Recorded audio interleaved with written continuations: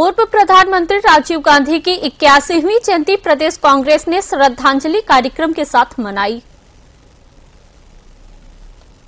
बुधवार को प्रदेश कांग्रेस भवन में ध्वजारोहण और पुष्पांजलि अर्पित कर कांग्रेस नेताओं ने राजीव गांधी को याद किया। इसके बाद गांधी घाट पर भी श्रद्धांजलि दी गई। इस दिन को सद्भावना दिवस के रूप में मनाया गया। प्रदेश कांग्रेस अध्यक्ष आशीष कुमार साहा ने कहा कि राजीव गांधी के दिखाए रास्ते पर चलकर ही कांग्रेस आगे बढ़ेगी। उन्होंने त्रिपुरा पंचायत व्यवस्था, मनरेगा और ग्रामीण विकास में राजीव गांधी के योगदान को याद किया।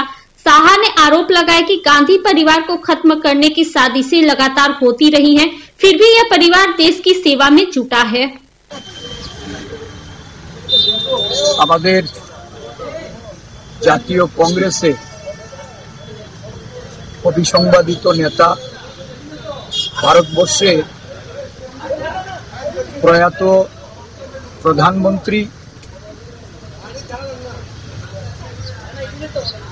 ভারতরত্ন রাজীব গান্ধী আজকে 81তম জন্মতিথি। এই দিনটি সারা দেশে জাতীয় কংগ্রেসের পক্ষ থেকে সদ্ভাবনা দিবস রূপে পালিত হচ্ছে। ত্রিপুরা প্রদেশ কংগ্রেসের পক্ষ থেকে এই দিনটি পালনের লক্ষ্যে আমাদের প্রদেশ, জেলা এবং ব্লক স্তরে রাজীব গান্ধী প্রতি পূর্ণ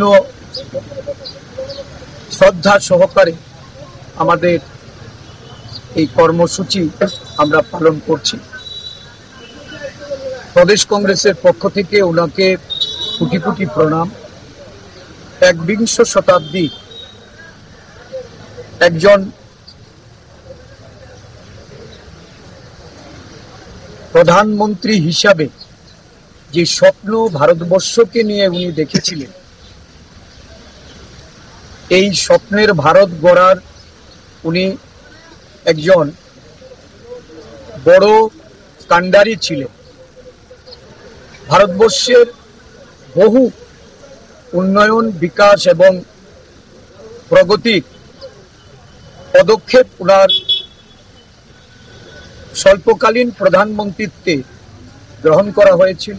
বিশেষ করে তথ্য প্রযুক্তির যুগে ভারতকে প্রবেশ করা, ভারতবর্ষের যুব মহিলাদের সশক্তিকরণে 18 বছরের ভোটাধিকার, মহিলা সংরক্ষণ, পঞ্চায়েত আইনের সংশোধন,